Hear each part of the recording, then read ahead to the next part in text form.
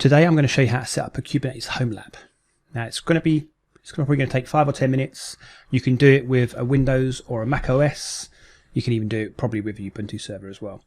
It's a few simple steps, some installing of some applications, and once we're done, you'll have a sort of cut down version of a Kubernetes cluster on a single node that you can sort of play around with. And I'm going to get us to install one of my apps, just something that I created as a demo for my meetup, and we'll be able to install that in Kubernetes and do some replicas and have a look at it and destroy it and see what happens. It's going to be quite interesting.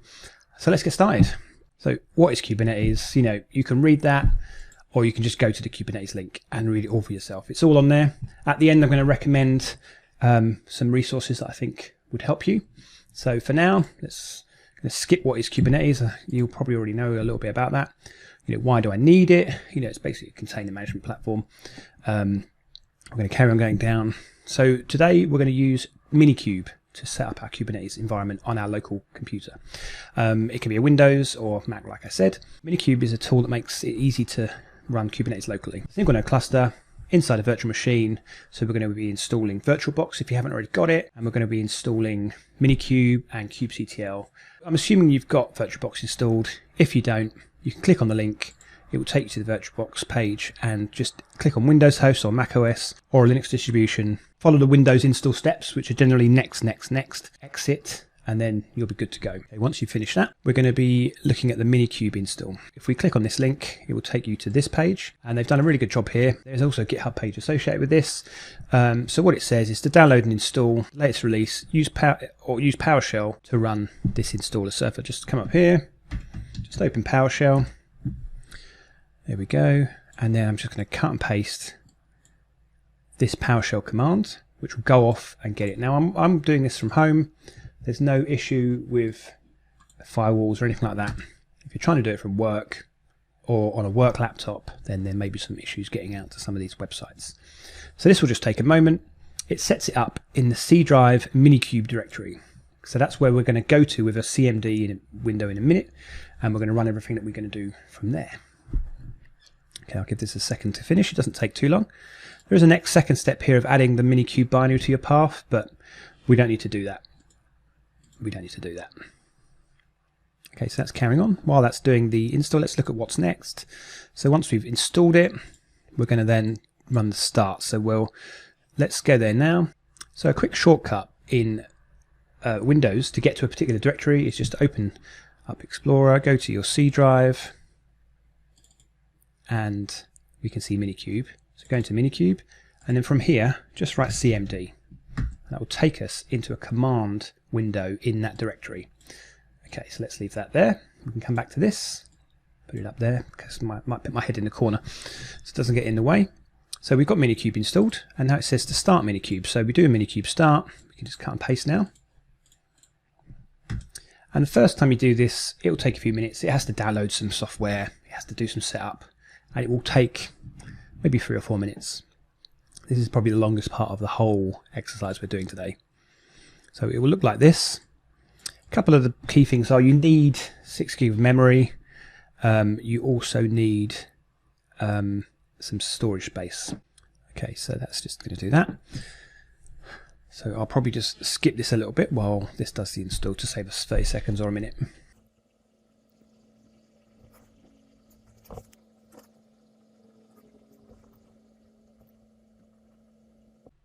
Okay, so that's finished. That didn't take very long at all.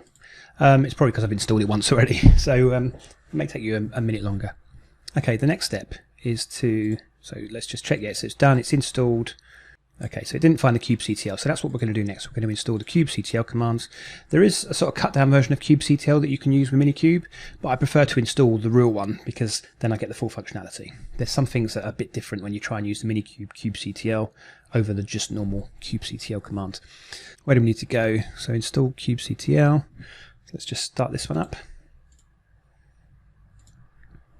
So it's relatively quick. So install on Windows. And you're literally given this. You just have to run this curl command. So that hooks up here. So this is the same curl command that's in the script. There we go. So I'm in the MiniKube directory. I'm going to download KubeCTL. It won't take very long. it's going to be an exe file, and when it finishes, we'll be able to use the KubeCTL command. So if we have a quick look, we can see that running dir shows me I've got KubeCTL and MiniKube. Brilliant, that's exactly what I want. So now let's run some KubeCTL commands to make sure it actually does stuff. So KubeCTL version. So I'm expecting it to come back with version. So there we go. So it's telling us some stuff's going to be deprecated. That's fine. The fact that we've got major version and minor version, I'm happy that this is installed and working. So next command, let's just do a KubeCTL get pod -a. So there it is. Let me make this a bit wider so it looks better in the window. There we go. So we're now running Kubernetes via MiniKube on our desktop or laptop, which is quite cool. Okay, the next thing, I've already gone through this and I have a video which I might add in here, where I go through how I set up a Docker container. It's just a really basic container with a web page that you can run, and we're going to create that now. So we're going to do KubeCTL create deploy the app, the meetup app, and we're going to pull down a particular tag. We're going to pull down a particular tag, and we're going to make sure it's on port 80. Okay, and that was it. Didn't take long. Let's do the KubeCTL get deployment. So this should hopefully tell us it's there. Yep, there it is. Already 9 seconds ago. KubeCTL get pods. Yeah, so it was running as of 19 seconds ago. It was running. So I'm not going to go into a lot of detail about the makeup of Kubernetes or the networking or any of the other questions, because I feel that this is just getting you set up as a play environment. So this is you at home with Kubernetes. You can then go off to the other resources, look at those, try and work those out in your own time. You know, this is just getting you the environment so that you're good to go to that next step. Okay. So we can see our pods are running, which is great. Let's carry on. So let's just look at the deployment file.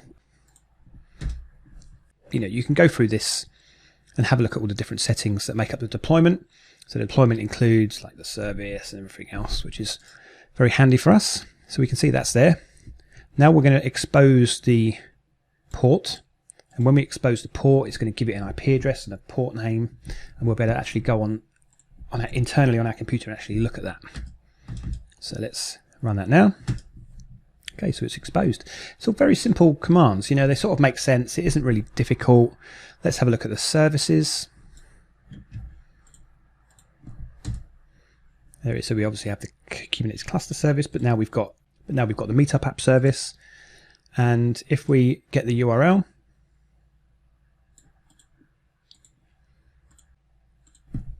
so we can see that, and we can actually visit the web page. So let's take this, go to this one, run that, and that's it. So this is the Docker container running in your own Kubernetes environment on your own laptop, and this is my app. Doesn't do much. It's a Dilbert comic. Have a read. It's quite funny. We'll carry on. Now we're going to scale it out. So to scale it out, we're just going to increase the number of replicas from 1 to 3.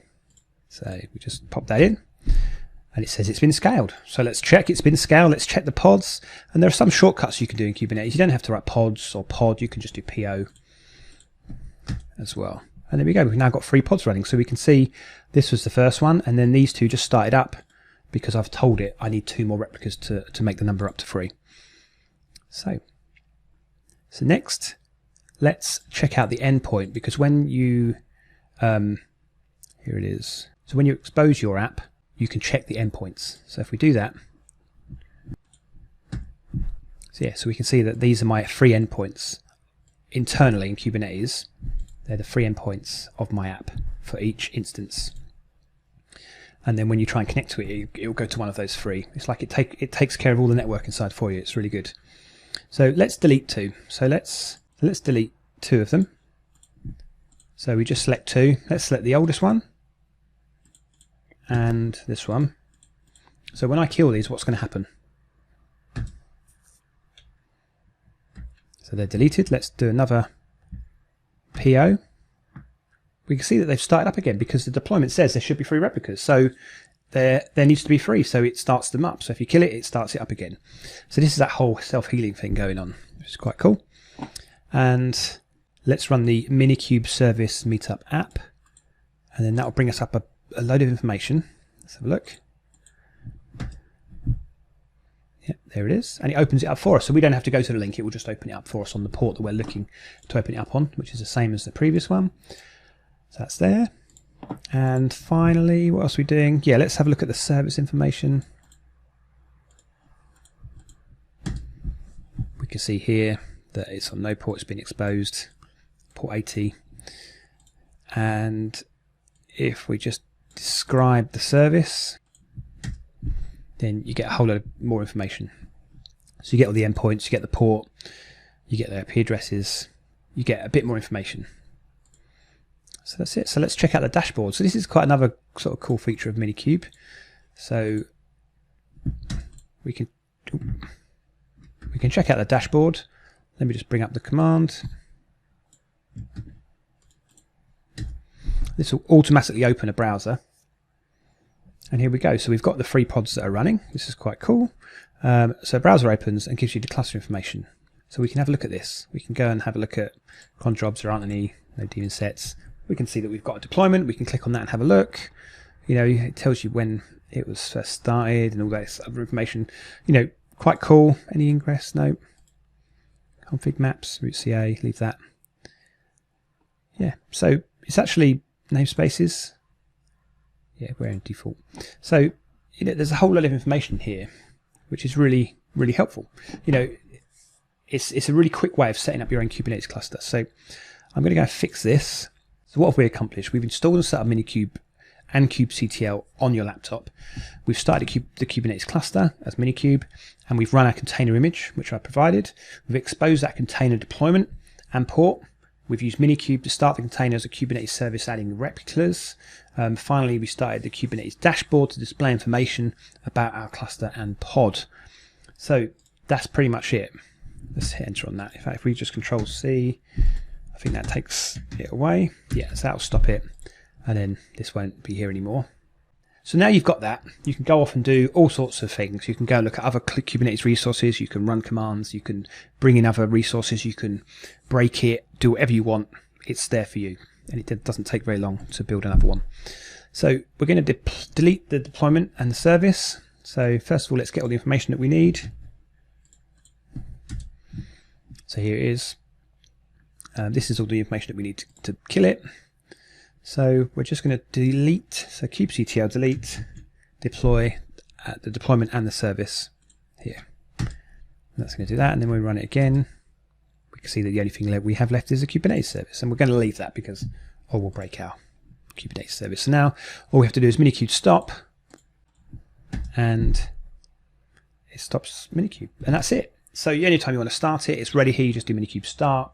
All your resources will be available, and that is everything. So next steps, if you're looking to learn more about Kubernetes and really get into the nuts and bolts because you want to develop your knowledge on Kubernetes, I'd seriously recommend James Spurin. He's got a YouTube channel. Check it out. I've left the link here. It's YouTube. In fact, let's open this up. So this is his page. He knows a lot about Kubernetes, far more than me.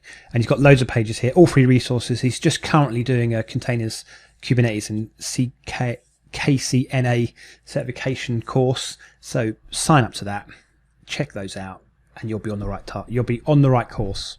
Okay, thank you for watching. I hope this has been helpful, and I'll see you in the next video. Cheers, bye.